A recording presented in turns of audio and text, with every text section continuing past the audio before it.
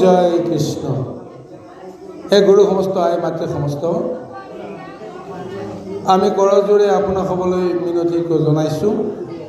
যিহেতু ভাগৱতৰ মহা আলোচনা আৰম্ভ হৈছে, গতিকে আপোনাসৱে অকণমান নীৰৱতা অৱলম্বন কৰি শ্ৰৱণ কৰিবলৈ প্ৰযত্ন কৰক। আৰু যদিহে কিবা ইমান লাগতিয়াল যদি কথা বতৰা আছে, তেতিয়াহ'লে অকণমান বাহিৰলৈ গৈ কথা বতৰাখিনি পাতি আহক। গতিকে সেইকাৰণে সকলোৰে প্ৰতি আমি প্ৰণিপাত জনাইছোঁ দেই গুৰু সমস্ত।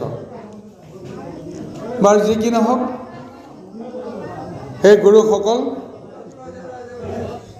যেতিয়া শুকমুনিয়ে সমস্ত ভাগৱত তত্ত্ব কৈ আৰু ক'বলৈ আৰু তেওঁৰ বাকী নাই, তেতিয়া তেওঁ নিজে মৌন হৈ ৰৈ আছে খন্তেক সময়। সেই ক্ষণতে পৰীক্ষিতে তেওঁৰ শ্ৰীচৰণত পৰি তেওঁ হস্তাংগে প্ৰণিপাত জনাইছে। জনাই তেওঁক এই বুলি কাতৰ প্ৰাৰ্থনা কৰিছে যে হে গুৰুদেৱ, যি মহা পৰমাৰ্থৰ তত্ত্ব আপুনি আমাক প্ৰদান কৰিলে, এই পৰমাৰ্থ তত্ত্ব পাই উপলব্ধি কৰিছোঁ যে সঁচাকৈ মই এই মায়া সংসাৰৰ পৰা মই তৰি গ'লোঁ। 7 দিনৰ আগত যেতিয়া মহা ঋষিৰ অভিশাপ মূৰত লৈছিলোঁ, যেতিয়া মই গম পাইছিলোঁ শৃংগীমণিয়ে মোক তক্ষকৰ দংশনত মৃত্যু হ'ব লাগে বুলি মহা অভিশাপ দিছে, সেইখিনি সময়ত ভাবি লৈছিলোঁ, জানি লৈছিলোঁ যে মই মৰিলোঁ। ইয়াৰ আগতে মই যিমান মহাপুণ্য কৰ্ম নকৰোঁ কিয়, যিমান ৰাজকীয় হওক বা অন্যান্য যিমানখিনি কৰ্ম কৰি জগতত মই যশ আৰু কীৰ্তি লাভ নকৰোঁ কিয়, ঋষিৰ অভিশাপ পোৱাৰ লগে লগেই মায়া সংসাৰত মই চিৰদিনৰ কাৰণে অভিশপ্ত হৈ মজিব লগা হৈছোঁ, পতিত হ'ব লগা হৈছোঁ। সেইকাৰণে উপলব্ধি কৰিছিলোঁ মই মৰিলোঁ। কিন্তু এই 7 দিনৰ অন্তত আপুনি যিটো মহাভাগৱতৰ তত্ত্বৰ পাৰমাৰ্থিক বিচাৰ, এই সমস্ত যেতিয়া মোৰ হৃদিগত হ'ল, এতিয়া আৰু মোৰ চিন্তা নাই। মোৰ মনত এইটো ধাৰণা আহি গৈছে যে মই তৰিলোঁ। স্বৰূপতে সমস্ত জীৱবিলাক এই সংসাৰলৈকে যে প্ৰভু ভগৱানে পঠিয়াইছে কি কাৰণে জানে? যে সংসাৰৰ পৰা কেনেকৈ তৰিব পাৰি তাৰ কাৰণে এক সুযোগ প্ৰভু ভগৱন্তে আমাক প্ৰদান কৰিছে। ইয়াৰ আগৰ জন্মত যিমানখিনি আমি দুখ কৰিছিলোঁ, ত্ৰুটি কৰিছিলোঁ, পাপ কৰিছিলোঁ, পুণ্য অৰ্জন কৰিছিলোঁ, সেই অনুসাৰে 84 লক্ষ যোনিৰ কোনোবা এটা যোনিলৈকে আমাক পঠিয়াই দিয়ে আৰু সেই যোনিৰ জৰিয়তে তেওঁ পৰীক্ষা কৰে যে সংসাৰ তৰিব পৰা জোখাৰে তেওঁ জ্ঞান বুদ্ধি লাভ কৰিছে নে নাই।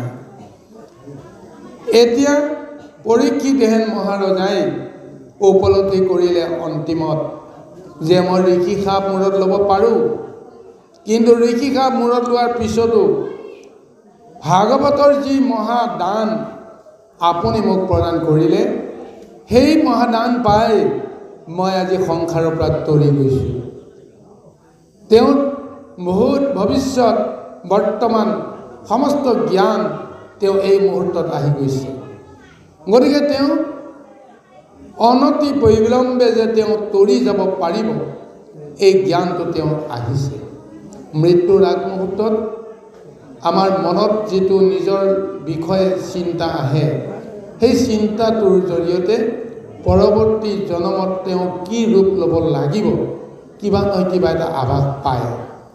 আজি পৰীক্ষিতে ব্ৰহ্মজ্ঞানৰ জৰিয়তে সেই আভাসটো পাইছে যে মই আৰু এই সংসাৰলৈকে আৰু আহিব লগা নহয়।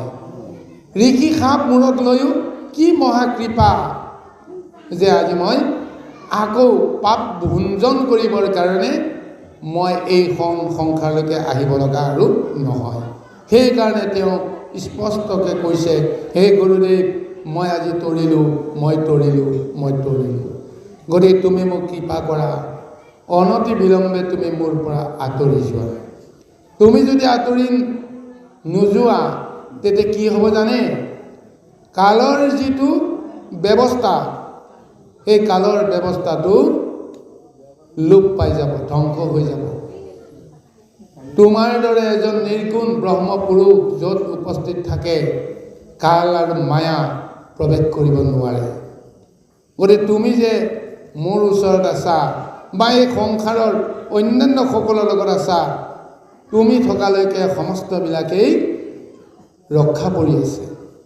কিন্তু সৃষ্টিৰ বিধান অনুসাৰে, কৰ্মৰ ফল অনুসাৰে, সংস্কাৰ অনুসাৰে এই জীৱবিলাক নিজস্ব কৰ্মফল ভোগ কৰিব লাগিব। কিন্তু তোমাৰ দৰে মহাসন্তজন থাকে যদি 7 দিনৰ সন্ধিখন যদি উকলি যায়, তেতিয়াহ'লে এই সংসাৰত কালে মোক কেতিয়াও একো কৰিব নোৱাৰিব।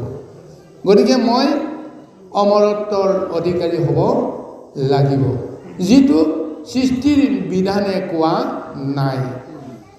মই অমৰত্ব পোৱাৰ আগতে মই ইহ সংসাৰৰ পৰা মই মুক্তি পাব লাগিব।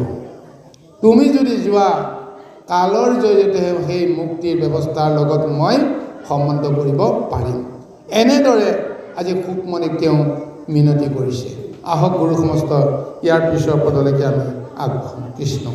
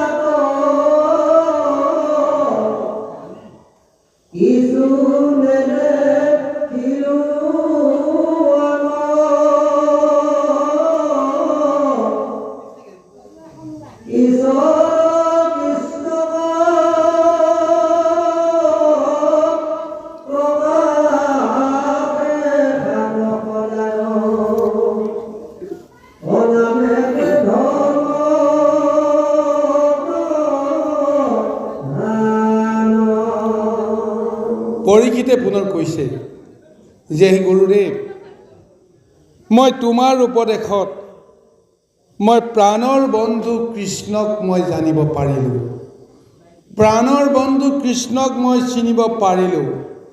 সেইকাৰণে তেওঁ কৈছে, কৰিলাহা যেন কিনো কৃপা মোক, চকু দিলা অন্ধকক। তুমি অন্ধক যেন দিব্য দৃষ্টি প্ৰদান কৰিলা। গতিকে সেই কাৰণতে আজি মই কৃষ্ণক চিনি পালোঁ, কৃষ্ণক মই বুজি পালোঁ আৰু কৃষ্ণৰ তত্ত্বক মই উদ্ধাৰ কৰিলোঁ। গতিকে তুমি মহা কৃপা কৰি মোক উপকাৰ কৰিছা, যেন অন্ধক চকু দান দিয়াৰ ফলত সমস্ত জগতত তেওঁৰ পৰা কোনো বস্তু লোকঢাক হৈ নপৰে। গতিকে সেই গুৰুসকল, আমি যি চকু লৈ সংসাৰত কৰ্ম কৰি আছোঁ, এই চকু আচলতে নিজে একো নেদেখে। এই চকু নিজৰ দৃষ্টিৰে কেতিয়াও একো দৰ্শন কৰিব নোৱাৰে, ই কাৰোবাৰ জৰিয়তে দৰ্শন কৰে। এই কথাটো কিন্তু আমি উপলব্ধি কৰিব লাগিব। এই চকুৰে যি দেখে, আচলটো তেওঁ কেতিয়াও নেদেখে। গতিকে এইটো চকু মিছা, এই আছে এই নাই, ইয়াৰ দৃষ্টিৰ যিটো শক্তি চাওকচোন বাৰু। যদি চকুৱে সমস্ত দেখে, এতিয়াই লাইটটো নুমাই যাওকচোন, এই চকুকেইটা থাকি আমাৰ কিডাল হ'ব? হয়নে নহ'ব কওকচোন? এতিয়া আমি চব দেখি আছোঁ। অৰ্থাৎ এই চকুযোৰে আনৰ সহায় নোলোৱাকৈ একো অনুভৱ কৰিব নোৱাৰে যে এইটো অমুক, এইটো তমুক, এইটো তমুক। গতিকে কাৰ পোহৰ ল'ব লাগিব আমি? হয় দিনত আমি সূৰ্যৰ পোহৰ ল'ব লাগিব, নহয় ৰাতি বিজুলী বাতিৰ পোহৰ ল'ব লাগিব, বা অন্য এটা পোহৰৰ আশ্ৰয় ল'ব লাগিব। তেতিয়া এই চকুযোৰে কাম দিয়ে। কিন্তু এই চকুযোৰ আপুনি মুদি দিয়ক, মুদি দিয়াৰ পিছত আপুনি মনত কিবা এটা ভাবক, আপোনাৰ পৰা কিবা বস্তু লোকঢাক হয় নেকি? গতিকে এইকাৰণে কৈছে যে আমি মায়া সংসাৰত আহি ইন্দ্ৰিয়ৰ বৰ্গৰ জৰিয়তে আমি যিবিলাক কৰ্ম কৰিছোঁ, সেই সমস্ত কৰ্মবিলাকৰ মাজত আচল সত্যটো আমি বুজি নাপাওঁ। চকুযোৰে যি দেখে আচলতে সেইবোৰ সত্য নহয়। কিন্তু তাৰ কাৰণে দিব্য দৃষ্টিৰ যদি প্ৰয়োজন হয়, সেই দিব্য দৃষ্টিৰে যি দৰ্শন কৰিব কেতিয়াও লোকঢাক নহয়। আজি এইকাৰণে ব্ৰহ্মজ্ঞান লাভ হৈছে পৰীক্ষিতৰ। এতিয়া তেওঁ মায়া চকুযোৰৰ প্ৰয়োজন নাই। তেওঁৰ দিব্য দৃষ্টিত, দিব্য জ্ঞানত, হৃদয়তে মন চকুৱে যিটো দেখিবৰ কাৰণে বিচাৰে, সেইখিনি কেতিয়াও লোকঢাক নহয়। সেইকাৰণে কৈ আছে যে সংসাৰৰ তাপত মৰৈ মোহ লোক কৰাহা আক নিষ্ঠাৰ, কেশৱত চিত্ত আচৈ যাৰ ইটো নহি অদ্ভুত তাৰ। এতিয়া তুমি যিটো দিব্য জ্ঞান দিলা, দিব্য দৰ্শন দিলা, যাৰ ফলত এতিয়া মই কৃষ্ণকে মই দেহৰ সৰ্পখনতে মই দেখি আছোঁ। সেইজন কৃষ্ণই মোক ৰক্ষা কৰি আছে, সেইজন কৃষ্ণৰ কাৰণে মই কৰ্ম কৰি আছোঁ, সেইজন কৃষ্ণৰ ইচ্ছামতেই আমি সমস্ত অংগ প্ৰত্যংগ ইন্দ্ৰিয় সমস্তক আমি লৰচৰ কৰিবলৈ সক্ষম হৈছোঁ। কিন্তু আমি অজ্ঞানত থকাৰ কাৰণে ঈশ্বৰৰ অস্তিত্বটোক আমি অনুভৱ নকৰিছিলোঁ। যেতিয়া তোমাৰ দৰে মহা সন্ত সাধু মহন্ত নিৰ্গুণ পুৰুষৰ মহা উপদেশ পালোঁ, কৃষ্ণময় ভাৱনাই আজি মোক পুলকিত কৰিছে। সেইকাৰণে কৈছে যে আপুনি মোক যি শাস্ত্ৰ প্ৰদান কৰিলা, এই শাস্ত্ৰৰ জৰিয়তে, শাস্ত্ৰ তত্ত্বৰ জৰিয়তে নেদেখিব লগা, নজানিব লগা একো বাকী নৰ'ল। ঈশ্বৰ কৃষ্ণক প্ৰকাশে সদায় নামেষে ধৰ্ম প্ৰধান। সেই ঈশ্বৰ কৃষ্ণক সকলো সময়তে তেওঁৰ নামটো মনলৈ অহাৰ লগে লগে সেই কৃষ্ণকেই প্ৰকাশিত কৰি দিলে। গতিকে আজি মোৰ অন্তৰত এনেকুৱা এক ভাৱনা জাগৰণ হৈছে কেৱল তোমাৰ ব্ৰহ্মময় যি উপদেশ মই পালোঁ তাৰ কাৰণে। এতিয়া মোৰ সংসাৰৰ লগত কোনো সম্বন্ধ নাই। যি কেইটা মুহূৰ্ত মই আছোঁ সংসাৰৰ লগত কিন্তু মই নাই। গতিকে বাহ্যিকতাত কোনোবাই ভাবিব পাৰে মই সংসাৰৰ লগত আছোঁ, কিন্তু প্ৰকৃততে ব্ৰহ্মময় ধাৰণাৰ মাজত মই যেতিয়া সংপৃক্ত হৈ গ'লোঁ, এতিয়া আৰু মই সংসাৰৰ পৰা উদ্ধাৰ পালোঁ, জীৱনতেই মই উদ্ধাৰ পালোঁ। এই কথাটো ব্যক্ত কৰিছে সুকমণিৰ আগত। কৃষ্ণ আহক।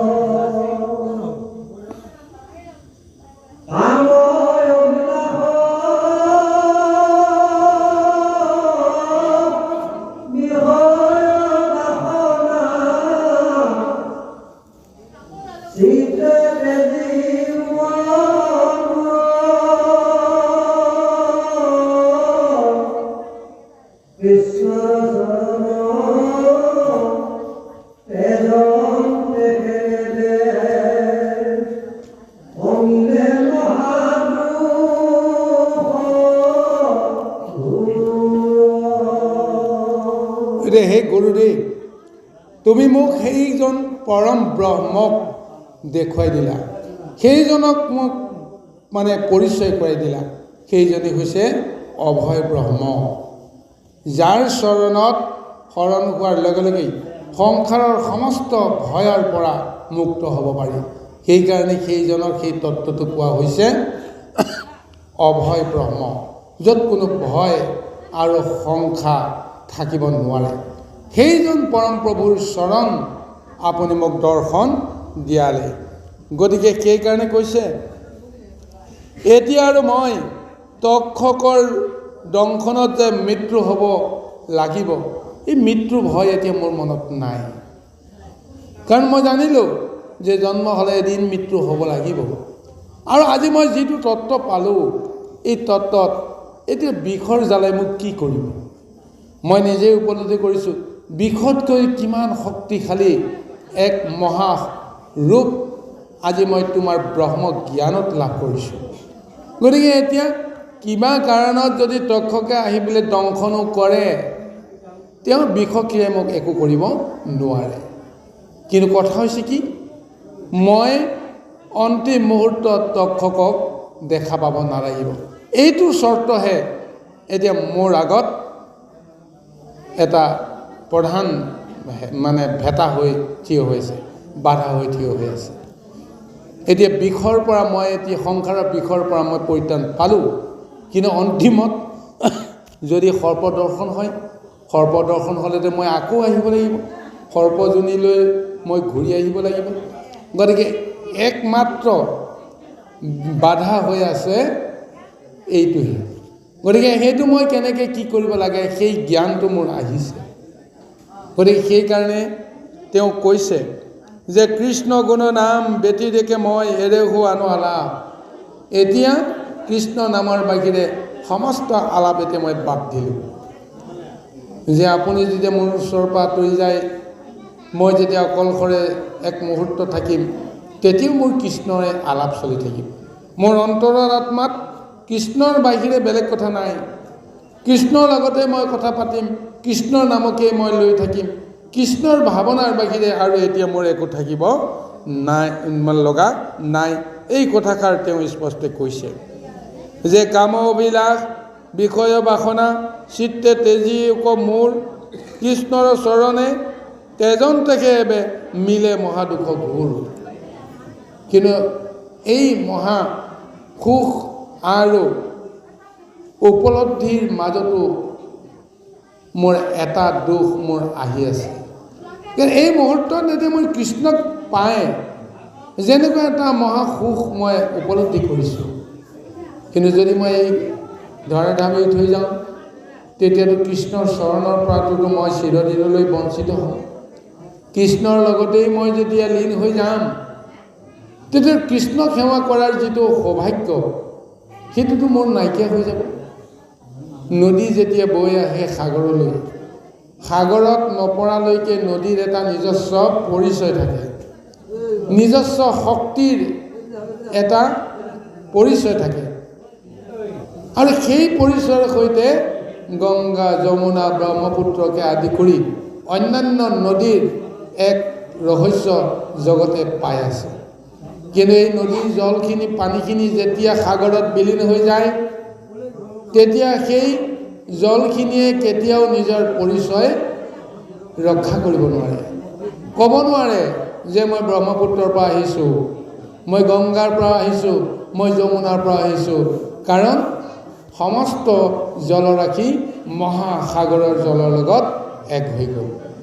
আজি যেন সেইটো কাৰণতে তেওঁ অকণমান দুখ কৰিব লগা হৈছে।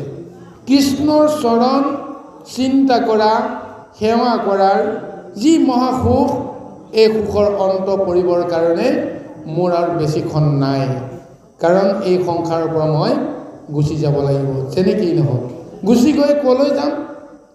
কৃষ্ণৰ লগতে মই বিলীন হওঁ। তেতিয়াহ'লে কৃষ্ণক ভক্তি কৰাৰ সৌভাগ্যৰ পৰা মই বঞ্চিত হওঁ। এইটোহে বোলে মোৰ দুখ লাগিছে। ইয়াৰ বাহিৰে মোৰ আৰু বেলেগ দুখ নাই। তেওঁ এতিয়া সুন্দৰভাৱে সুকমণিৰ আগত তেওঁ প্ৰকাশ কৰি কৈছে। আহক।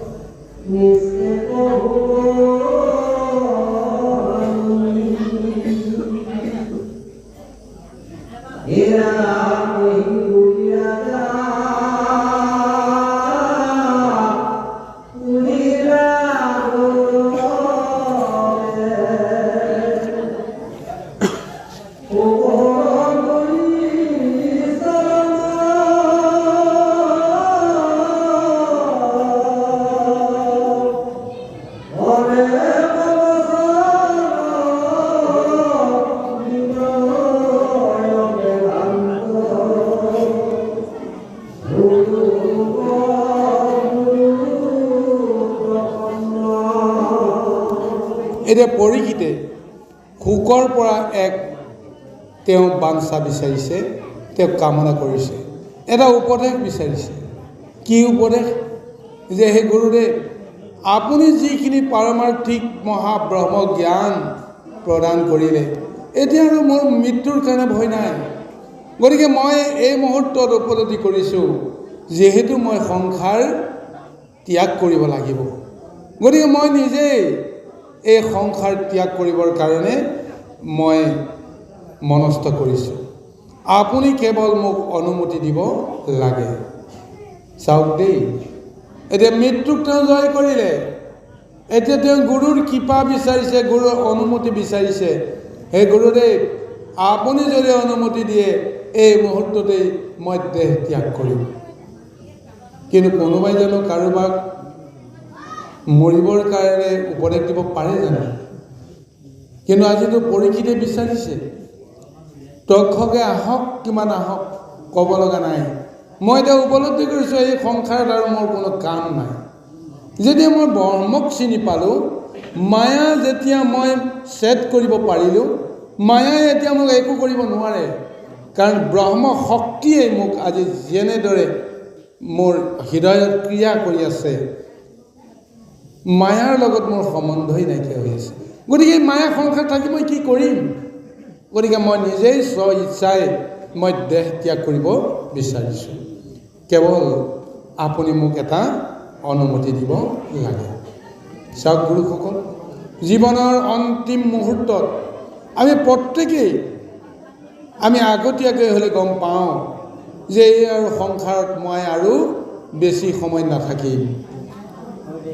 সেইখনত আমি আচলতে কি শুদ্ধ চিন্তা কৰিব পাৰোঁ, নিজৰ মন আৰু বুদ্ধিক কেনেকৈ আমি মহাশক্তি প্ৰদান কৰি এই সংসাৰৰ নিকাৰৰ পৰা মনক জীৱক কেনেকৈ পৰিত্ৰাণ কৰিব পাৰোঁ, তাৰ উপায়টো আমি চিন্তা কৰিব লাগিব।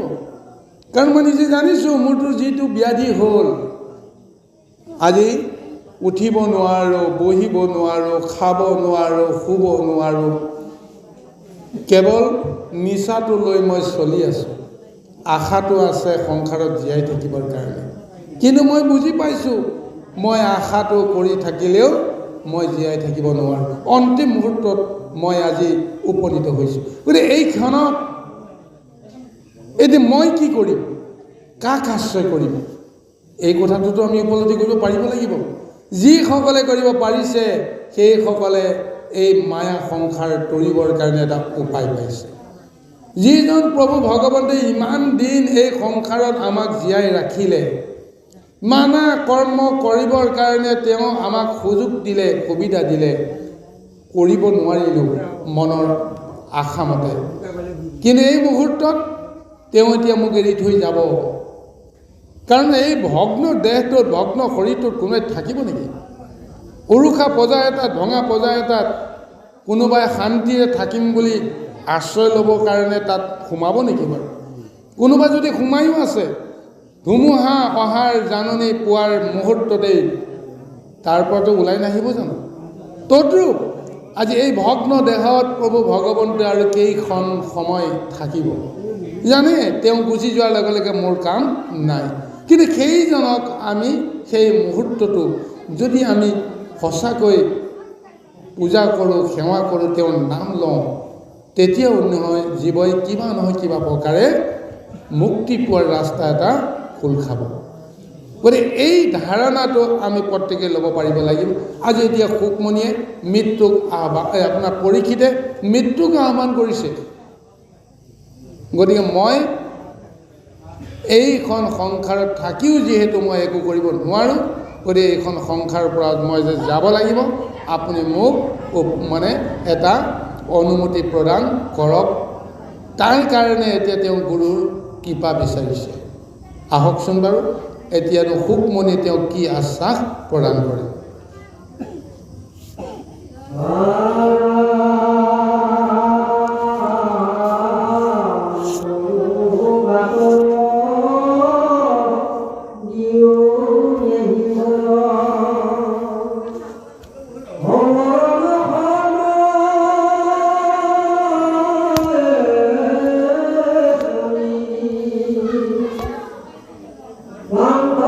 Krishna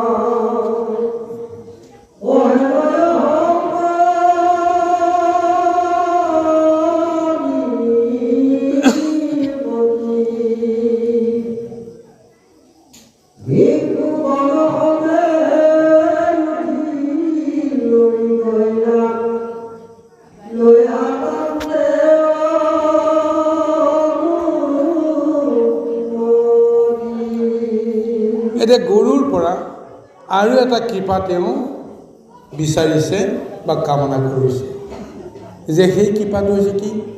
হে গুৰুদেৱ, মই অন্তিম মুহূৰ্তত মই যেন কৃষ্ণৰ নাম যদি মই পাহৰি যাওঁ, তেতিয়াহ'লেতো গোটেই জীৱনটো মই যিমানেই জ্ঞান বুদ্ধি অৰ্জন নকৰোঁ কিয় চব নিষ্ফল হৈ যাব। গতিকে আপুনি মোক কৃপা কৰক, আপুনি মোক আশীৰ্বাদ দিয়ক যেন অন্তিম মুহূৰ্তটো কৃষ্ণৰ নাম যেন মই পাহৰিব লগা নহয়। গতিকে গুৰুৰ কৃপাহে কেৱলম, আমি কেৱল গুৰুৰ কৃপাত জীয়াই আছোঁ। গতিকে গুৰুৱে আমাক সদিচ্ছাৰে আমাক যদি কৃপা কৰে, তেতিয়াহ'লে নিশ্চয় গুৰুৰ বাঞ্ছামতেই ইচ্ছামতেই আমি আমাৰ কৰ্মফল লাভ কৰিম। গতিকে এইকাৰণে আজি পৰীক্ষিতে কৈছে যে অন্তিম মুহূৰ্তত কিবা কাৰণত পূৰ্ব জন্মৰ সংস্কাৰে যদি মোক আকৌ লগ পায়, মই তেতিয়া গুৰুৰ স্মৰণ পাহৰি যাম। ভৰদ্বাজ মুনি কি হৈছিল? তেওঁ এজন মহা ৰজা আছিল, ধাৰ্মিক ৰজা, সত্যৱন্ত ৰজা, মহাভকত, ৰাজৰ্ষি নাম পাইছিল। শেষত গৈ বিষয় সংসাৰখন তেওঁ ত্যাগ কৰিলে। এই বিষয়ৰ সংসাৰৰ মোৰ কাম নাই, মই প্ৰভু ভগৱন্তক ধ্যান কৰিব লাগে আৰু প্ৰভু ভগৱন্তক লগত লৈ মই সংসাৰ ত্যাগ কৰিব লাগে। অন্তিম মুহূৰ্তত তেওঁ সমাধি ধাৰণ কৰি ব্ৰহ্মৰ লগত তেওঁ সাক্ষাৎ হোৱাৰ এটা ব্যৱস্থা লাভ কৰি থকাৰ মুহূৰ্ততেই প্ৰভু ভগৱন্তে তেওঁক বিচলিত কৰি দিলে। পূৰ্বজন্মৰ কিবা এটা সংস্কাৰ আছিল কাৰণে হয়তো কৈছিল যে তুমি এই জীৱনত বা এই মুহূৰ্তত তুমি কেতিয়াও সমাধি ধাৰণ কৰি তুমি নিজৰ আত্মাক মুক্তি কৰিব নোৱাৰা। তাৰ কাৰণে তেওঁ পুনৰবাৰ এইখন সংসাৰলৈকে আহিবৰ কাৰণে কি কৰিলে? মায়া দৰ্শন দি তেওঁক বিচলিত কৰি পেলালে। সমাধি ধাৰণ কৰি আছে, ধ্যানস্থ হৈ আছে, প্ৰভু ভগৱানৰ মূৰ্তি তেওঁ হৃদয়ত দেখি আছে। অথচ প্ৰভু ভগৱন্তে চলনা কৰি কি কৰিলে? এক ভয়ংকৰ শব্দ এটা তেওঁ কাণত পেলাই দিলে। সেই শব্দটো শুনাৰ লগে লগে তেওঁ চকু মেল খাই গ'ল। চকু মেল খাই যোৱাৰ লগে লগে দেখিলে এটা কি এক আতংকময় এক মহাদৃশ্য। বাঘ এটাই হৰিণা এজনী দৌৰাই লৈ আহিছে নদীখনৰ সিটো পাৰৰ পৰা, আৰু প্ৰাণৰ মমতাৰ হৰিণাজনী নদীত জঁপিয়াই পৰিল। বাঘটো খেদি আহিছিল, কিন্তু সেই ক্ষণতেই যেতিয়া ঋষিজন যেতিয়া সেই বাঘটোৰ বা হৰিণাৰ মুখামুখি হৈ গ'ল, ইটো পাৰৰ পৰা তেওঁ যেতিয়া সমাধি ধাৰণ কৰি থকা অৱস্থাৰ পৰা হঠাৎ যেতিয়া উঠিলে, বাঘেও দেখা পালে ঋষিক। দেখা পোৱাৰ লগে লগে বাঘ ঘূৰি গুচি গ'ল। কিন্তু তাৰপিছত প্ৰাণৰ আঁতৰত সাঁতুৰি সাঁতুৰি ইটো পাৰলৈ উঠি আহি কি কৰিলে? উঠিছে বা নুঠিছে এনেকুৱা এক ক্ষণতে তেওঁ এটা পোৱালি এটা জন্ম দি তেওঁ যেনে তেনে পাৰত উঠি পাৰত তেওঁ মৰি গ'ল। এইফালে সেই জন্ম দিয়া হৰিণা পোৱালিটো পানীত কক বকাই আছে। যে এনেকুৱা এক মুহূৰ্তত এজন সত্যবাদী লোক, ধৰ্মপৰায়ণ লোক, মহাবৈষ্ণৱ ভকতৰ কৰ্ম কি হ'ব? তেওঁ আকৌ একো নেদেখা ভাও যদি তেওঁ তপস্যা কৰি সমাধি গ্ৰহণ কৰিব, নে এই আঁতৰত পৰি থকা জীৱটোক তেওঁ উদ্ধাৰ কৰিব? গতিকে মায়াই তেওঁক বিচলিত কৰিলে। ঈশ্বৰৰ ধাৰণা বাদ দি হৰিণা পোৱালিটোক বচাবৰ কাৰণে যাওঁতে শেষত কি হৈ গ'ল? যে হৰিণা পোৱালিটোৰ প্ৰেমত পৰোঁতে পৰোঁতে পৰোঁতে পৰোঁতে গুৰু সেৱা কৰ্ম তেওঁ বাদ পৰিল। গতিকে সেইকাৰণে যেন আজি পৰীক্ষিতে কৈ আছে সুকমণিৰ আগত, মই যিমানখিনি ব্ৰহ্মজ্ঞান পালোঁ, কিন্তু যদি সেই গুৰুৰ কৃপা নাথাকে, অন্তিম মুহূৰ্তত যদি মই কৃষ্ণৰ নামটো যদি পাহৰি যাওঁ, তেতিয়াহ'লেতো মই কোনো কাৰণতে উদ্ধাৰ নাপাম। গতিকে তুমি মোক আশীৰ্বাদ কৰিব লাগিব। শেষ এক ব্যৱস্থা তেওঁ গুৰুৰ পৰা কৃষ্ণক কেন্দ্ৰ কৰিয়েই এই আশীৰ্বাদটো তেওঁ কামনা কৰিছে। আহক, ইয়াৰ পিছতো পদত কৈছে, আনন্দ মনেৰে সুকমণিয়ে তেওঁলৈ চাই তথাস্তু বুলি কৈ মহাকৃপা কৰিলে।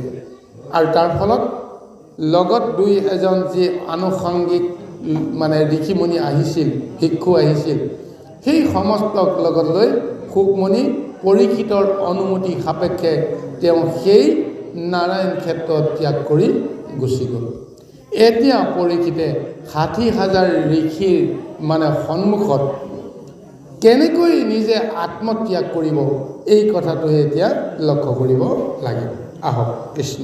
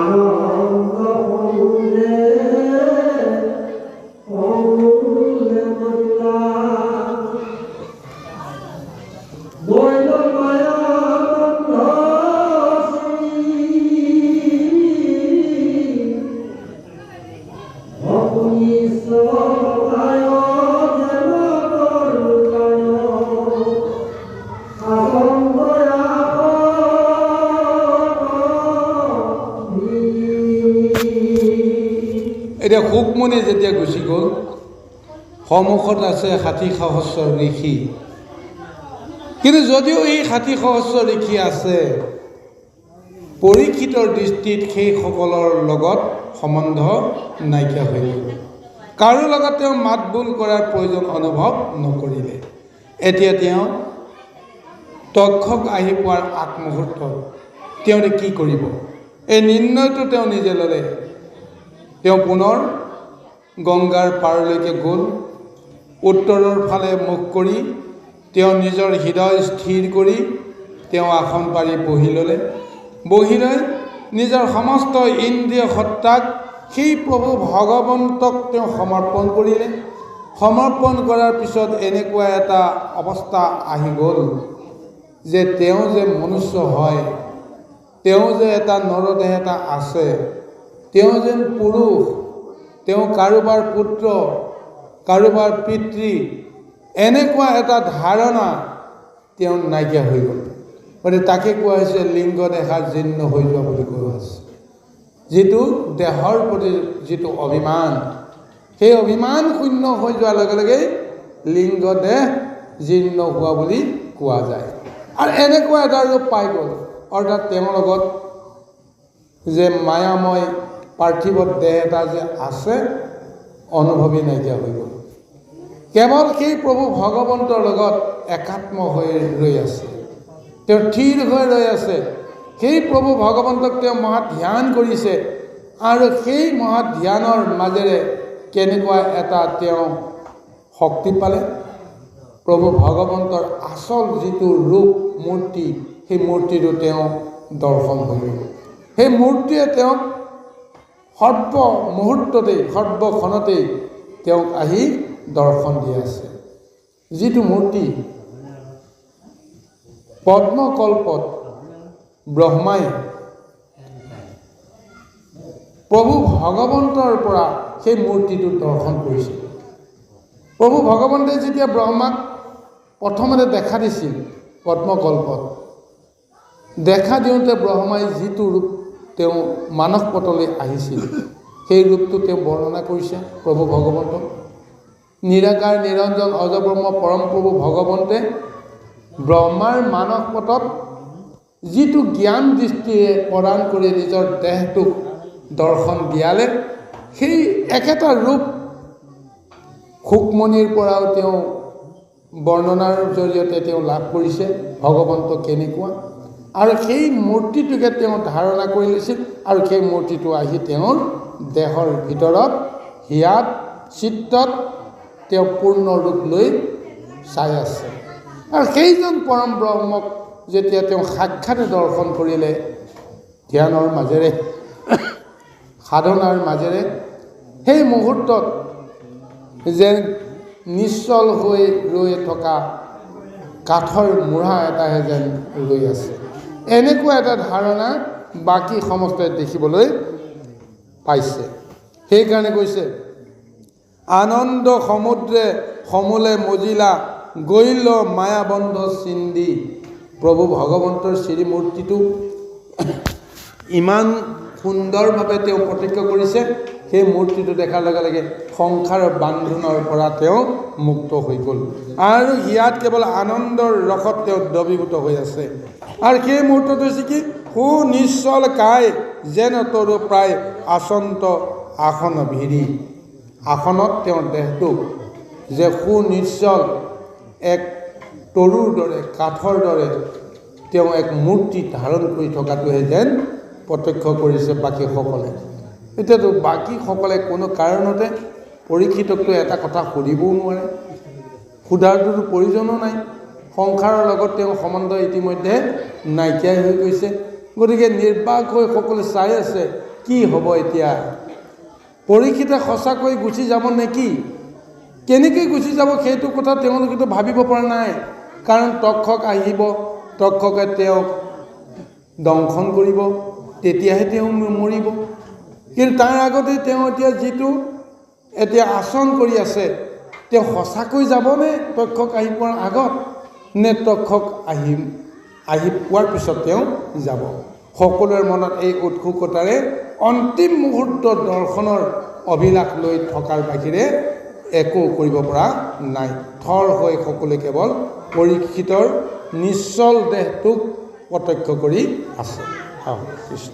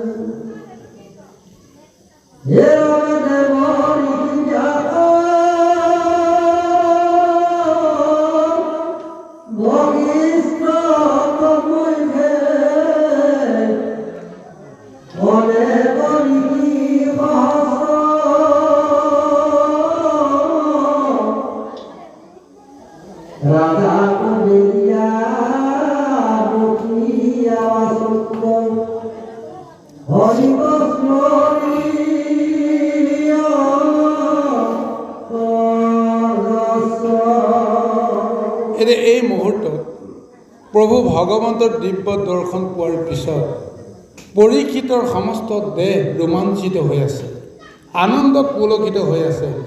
কিন্তু বাহিৰত থকা যিসকল ঋষিমুনি তেওঁলোকে এই ভাৱনাটো কেতিয়াও উপলব্ধি কৰিব পৰা অৱস্থাত নাই। তেওঁলোকৰ সকলোখনতে কেৱল এটাই সংশয় যে তক্ষক আহিব, তক্ষক আহিলে ৰজাক দংশন কৰিব, ৰজা মৰিব। কিন্তু তেওঁলোকৰতো এটা দায়িত্ব আছে, চকুৰ আগতে যমে আহি ৰজাক মাৰিব, তেওঁলোকে চাই থাকিব, এইটোতো কেতিয়াও হ'ব নোৱাৰে। গতিকে সেইকাৰণে তেওঁলোকেও চিন্তা কৰি আছে, যেনেকেই নহওক পৰীক্ষিতক 7 দিনৰ এই মহাসনটো পাৰ কৰাব লাগিব। তক্ষকে কোনো কাৰণত যেন ওচৰ চাপিব নোৱাৰে, তাৰ কাৰণে অভেদ্য এক প্ৰাচীৰ তেওঁলোকে গঢ়ি উঠিছে। পৰীক্ষিতক চাৰিওফালৰ পৰা ঋষি মুনিসকলে, ব্ৰাহ্মণসকলে আগুৰি আছে। পৰীক্ষিতৰ ওচৰলৈ কাকো যাবলৈ কাৰণে মানা কৰা হৈছে। কেৱল বচা বচা 2জনমান ব্ৰাহ্মণেহে পৰীক্ষিতৰ ওচৰলৈ যাব পাৰিব। বাকী কোনেও কেতিয়াও কোনো কাৰণতে পৰীক্ষিতৰ ওচৰ চাপিব নোৱাৰে। আৰু নদী, গংগা নদীত এনেকুৱা নৌকাৰে নিষিদ্ধ পহৰা দিছে, কোনো কাৰণতে যেন জল অতিক্ৰম কৰি যমুনা, গংগা জল পাৰ হৈ তক্ষক বা কোনো এটা ছদ্মবেশী জীৱই প্ৰৱেশ কৰিব যেন নোৱাৰে। ইমান কটকটীয়া এক নিষিদ্ধ নিৰাপত্তা পিপৰ পৰুৱা এটাও সৰকি আহিব নোৱাৰাকৈ ৰাখিছে। আৰু সকলোৰে মনত এটাই বাঞ্ছা, যেনেকেই নহওক ৰজাক এই ঋষি সাপৰ যিটো খন, এই খনটো পাৰ কৰি দিব পাৰিলে ৰজা ৰক্ষা পৰিব। কাৰণ খনটো যেতিয়া পাৰ নহয় তেতিয়ালৈকে সকলোৱে উৎকণ্ঠিত হৈ আছে। এতিয়া ঈশ্বৰৰ ইচ্ছা, কাক কেনেদৰে কি ব্যৱস্থাৰে লৈ যাব কোনে জানে। আমি এতিয়া কালক ৰোধ কৰিবৰ কাৰণে যত্ন কৰি আছোঁ, কিন্তু কালে হাঁহি আছে যে কালক জানো ৰোধ কৰিব পৰা শক্তি কাৰোবাৰ আছে। তথাপিও আমি যে মনুষ্য, বিষয়ে ধাৰণা আমাৰ লগত আছে। গতিকে সেইকাৰণেই আমি কালক জয় কৰিব পৰা দুঃসাহস আমি ক্ষণে ক্ষণে কৰিবৰ কাৰণে ধৃষ্টতা কৰি আছোঁ। আজি যেন 60 সহস্ৰ ঋষি, জন্মেজয়কে আদি কৰি পুত্ৰসকল আৰু অন্যান্য ৰাজকীয় সেনাসকলে আজি তক্ষকক ভেটা দিবৰ কাৰণে